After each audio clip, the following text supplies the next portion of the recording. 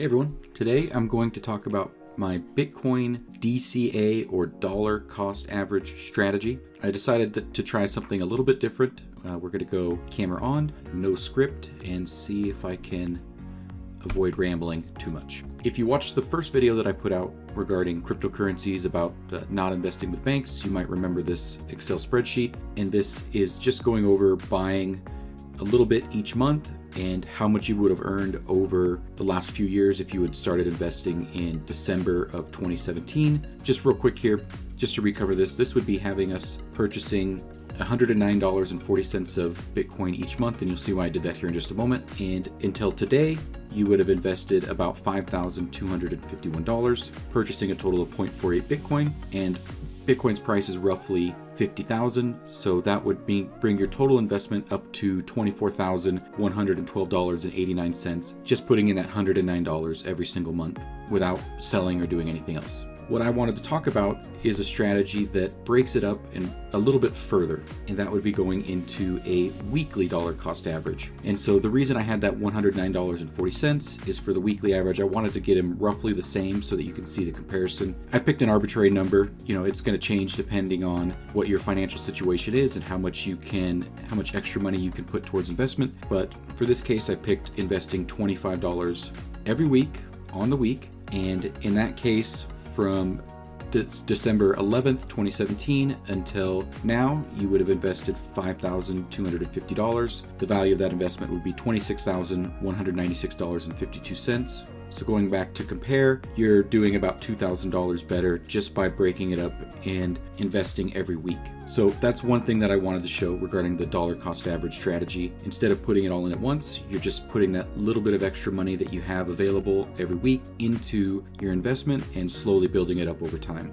What I wanted to do is take this one step further and go with I guess we'll call it a dynamic investing strategy. And so it's going to take me a minute to explain how to do this, but we'll get through it. When I pull up my chart over here, you can see that I have these 4 different colored lines, and these are representing what's called a moving average.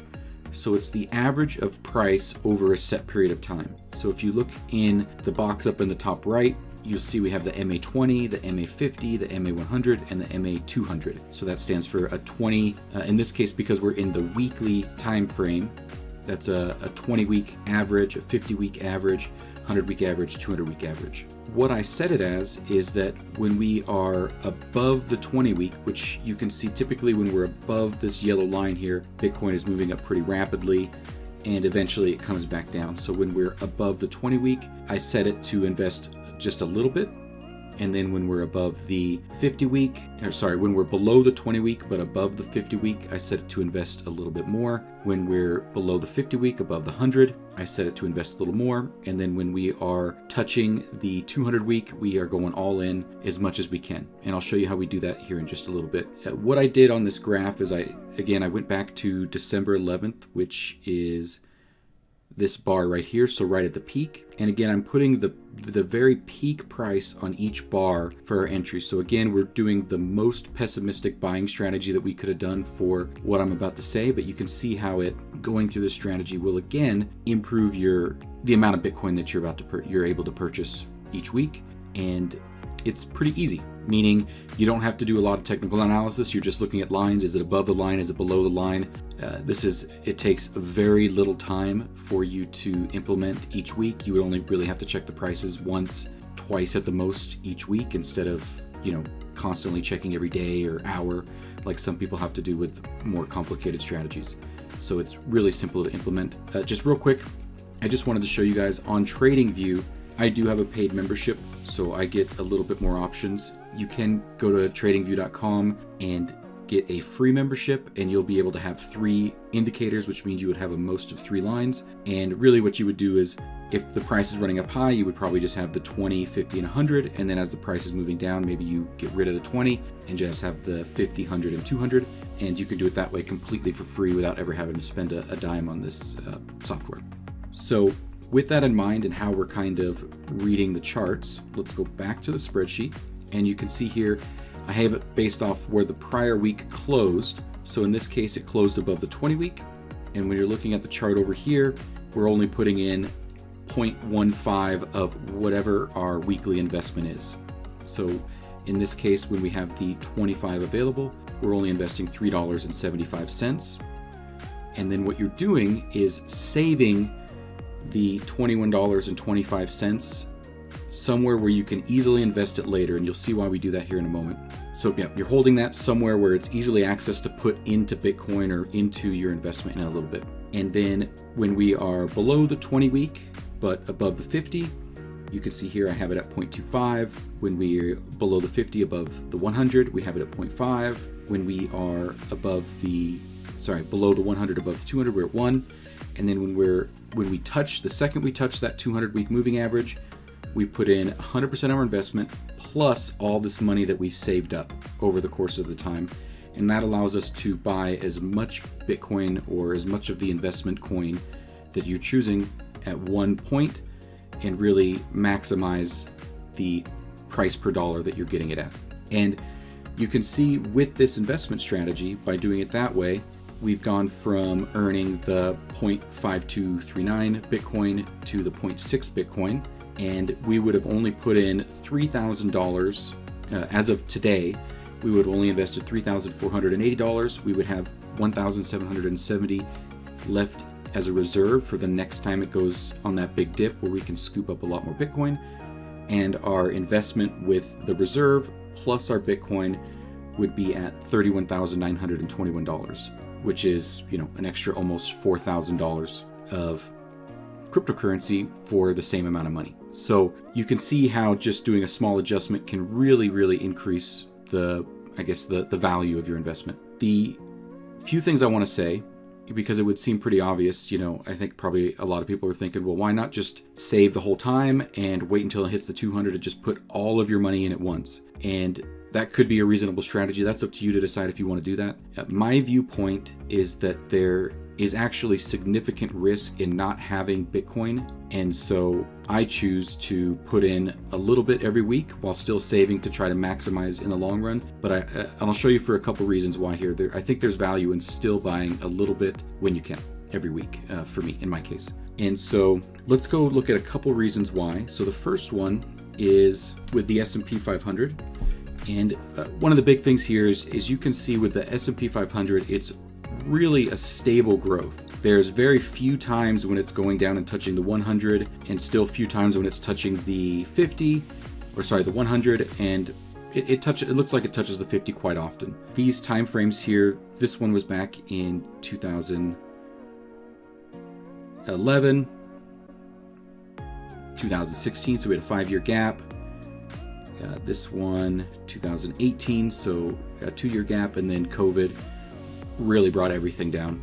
Markets all across the board here in March of 2020. But for the most part, we're just kind of sitting on top of the 20 week. And one of my concerns is that at some point down the road, Bitcoin is going to look a lot more like this, where you're not going to have those massive buying opportunities. So if you're not putting at least a little bit in, you run the risk of having to eventually just buy it at a much higher price. So that's my first reason for wanting to buy a little bit every week. The second reason is that from a long-term perspective, the price of Bitcoin, even at 50,000, is incredibly low. If we're talking about 5, 10, 15-year timeframes, realistically buying it at 50,000, 60,000, even 100,000, to be honest, in the long term, is still going to be relatively cheap to where, in my opinion, it can go. And that's what you're going to have to do on your own, is decide if that's what you think. In my first video arguing the case for not saving with banks, I gave a lot of links to good resources where you can start doing your own research and make those decisions on your own where you think it's going. But because I think there is a risk that at some point down the road, whether it's next year or 5 years from now, I don't know, but at some point down the road, Bitcoin is probably going to stop hitting the 200-week moving average with any consistency. And because I think there is a significant risk in just not having Bitcoin, I choose to invest a little bit every week and then scale that up as it gets closer to the 200-week MA.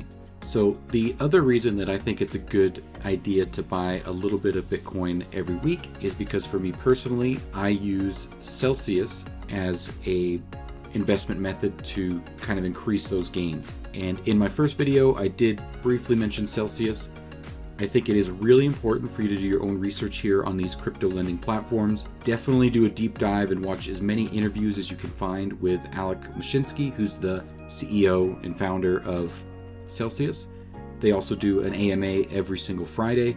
Participate in those. There are people that get in those and ask them difficult questions, and they address those questions. So it's really important to spend some time researching. The reason being is because anytime you are not putting your Bitcoin into your own wallet, that you're custodying it, you are giving it to a centralized agency. So if for some reason Celsius was to go bankrupt, or any number of situations get hacked, etc., then you might lose your investment. So really make sure you understand the network, understand the risks, and make sure that for you, the reward feels like it's worth the risks. For me personally, from what I've seen, I think that's the case, but you have to decide that yourself. So anyways, in Celsius, as I discussed in my first video as well, for every Bitcoin that you have up to 0.25 Bitcoin, you earn 6.2% APY, and that's compounding weekly. So while you're having that Bitcoin, that's just kind of building that stack higher and higher every week for you.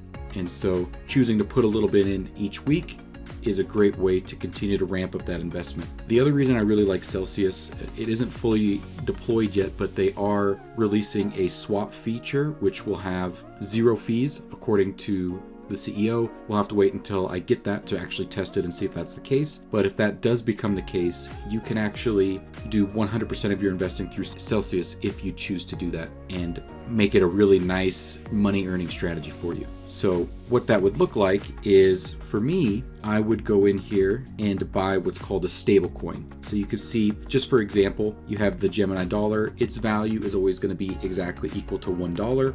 When you're investing in those, so when you're putting in your $25 a week or $15 a week or $50 a week, that's going to be getting you that 8.5% APY compounding weekly. And then when you're ready to swap that or move it into Bitcoin, you can move that over with no fees if they roll it out the way that they said they're going to. So that's going to be my plan going forward, is to basically, before I said I used FTX.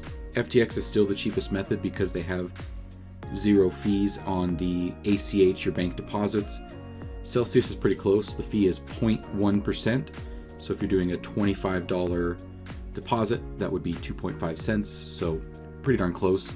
What I would do once the swap feature is activated is I would buy $25 of my stablecoin and then immediately swap a small percent over to the Bitcoin based on that moving average and where it's at for that week. For me personally, I am going to be using the USD coin. That one I think has the audits of the coin shows that it's backed quite well. For each dollar that's on there, they have some sort of investment that's backing that, meaning it's not just money that's made out of thin air. If you are going to be saving with stable coins, which I think is very valuable, and to be honest, even though there is some risk involved, I think it's much less risky than just saving in US dollars with a bank. Even though you have that FDIC insurance on your dollars in the bank, one, the bank no longer has to back the money with anything, so literally 100% of your funds are being loaned out. 2, you have, as of the report that came out this month, 6.8% inflation, meaning that holding it in the bank, the value of your dollars going down 6.8% annually, and with holding it in the USD, that 8.5% APY means it's growing at a rate faster than inflation, at least as it currently stands. So you're building that up, and that will help also build a bigger stack of dollars to move in to the Bitcoin when it's ready, when it hits that 200-week moving average. So maybe it sounds like a bit of a complex strategy, but it's basically just buy the stablecoin, send a little bit of that to Bitcoin, and then when you're ready to go all in, you move all of your stablecoin over to Bitcoin, and you're done. Another option that I have not looked into personally, but there is a website called BlockFi, and they actually allow you to hold stablecoins and earn your APY in Bitcoin. So you could actually start building a Bitcoin investment without actually ever buying Bitcoin at all, if that's another route you wanted to look into. Again, that website is BlockFi. So let's go back to the spreadsheet here and look at the numbers just quickly. And we can see that with this strategy here that I've left it as it is, we would have earned from our compounding interest an extra 0.05 of Bitcoin, which would have been an extra $2,550 roughly, just from passive income, earning that compound interest and leaving it in there. And that does not include the interest that we would be earning on the 8.5% interest we would be earning on that dollar reserve, meaning there's a little bit that's not being put into calculation. So there you have it. That is my dynamic dollar cost average strategy. Hopefully that helps you with some ideas of what to do and helps you build your investment portfolio. Thanks for watching. Have a great day.